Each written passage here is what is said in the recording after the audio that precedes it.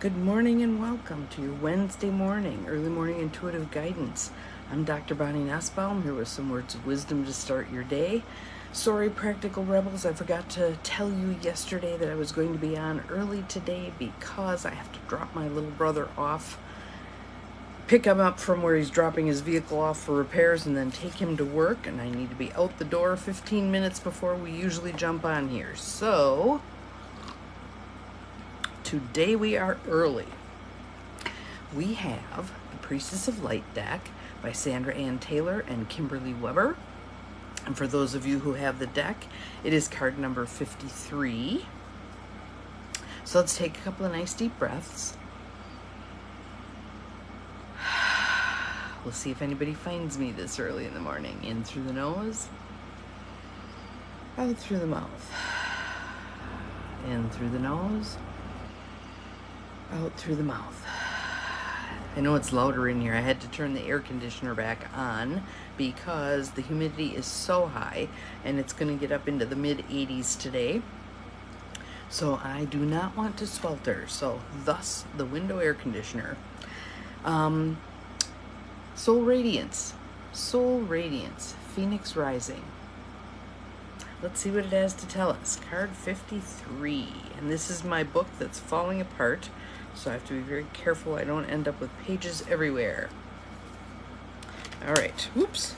We'll hold her up so you can see her, and I'll tell you her story. Soul Radiance, Phoenix Rising.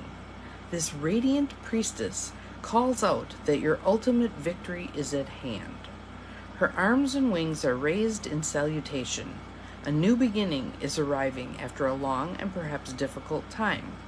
In fact, you are about to take the flight of the phoenix and rise above the ashes of some old, unwanted fire. This fire may have taken different forms: work or finances, relationships, or health issues to varying degrees. It may have seemed like an interminable dry spell, a lengthy period of waiting for change or longing for a resolution. Or the fire may have been much more severe, involving loss, anxiety, and deep grief. There may even have been times when you felt the difficulties would consume you.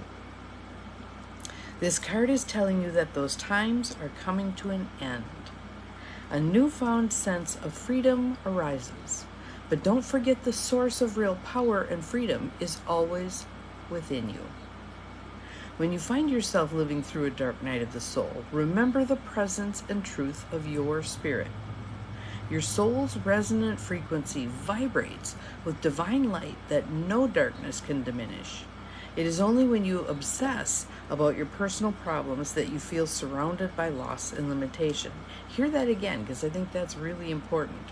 It is only when you obsess about your personal problems that you feel surrounded by loss and limitation. That doesn't mean that you can't attend to them, but don't let them fill up your whole windshield, right? Make sure you're looking at other stuff too. Make sure you're attending to what's good in your life, even in the midst of crappy stuff, okay? You must let that false view go. Real solutions arise when you open up the power of your eternal truth and perspective. That's the same as the saying, you do not solve a problem with the same consciousness that created it. You do not solve a problem with the same consciousness that created it. You got to get out of yourself. You got to rise up. Oh, someone found me. Good morning, good morning. Not sure who's here, but glad you found me.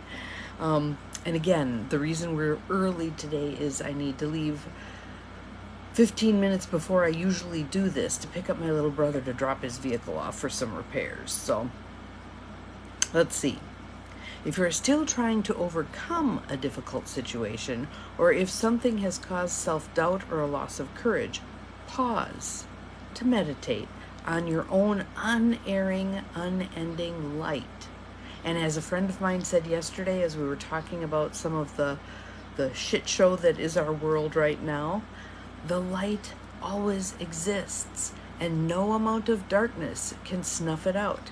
Even when it seems very dim, that light is always there. Kindle the light. Don't bemoan the darkness. It's a waste of your precious time and energy.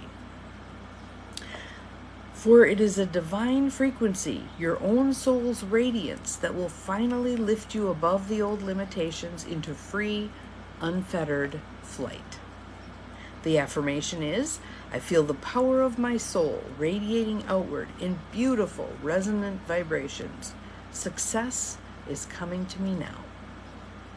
So again, even when things feel very dark, I was watching a little video from Victoria Laurie yesterday,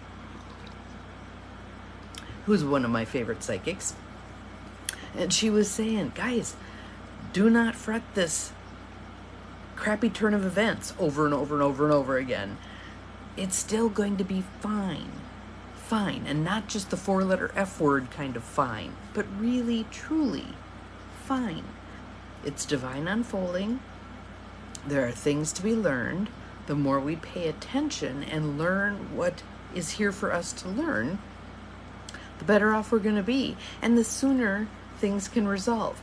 Because the same way as with the quote, when the student is ready, the teacher appears, when the student finally gets it, the teacher no longer needs to be there, right?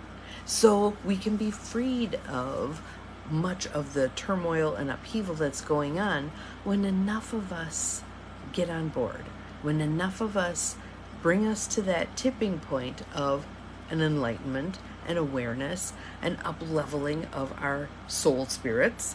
So let's link arms.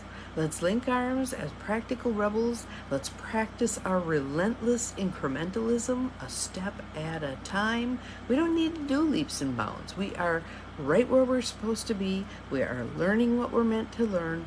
Instead of lamenting the darkness, celebrate the light. Have an awesome Wednesday. We'll see you again tomorrow. Remember, you're capable of far more than you think you are. Bye-bye.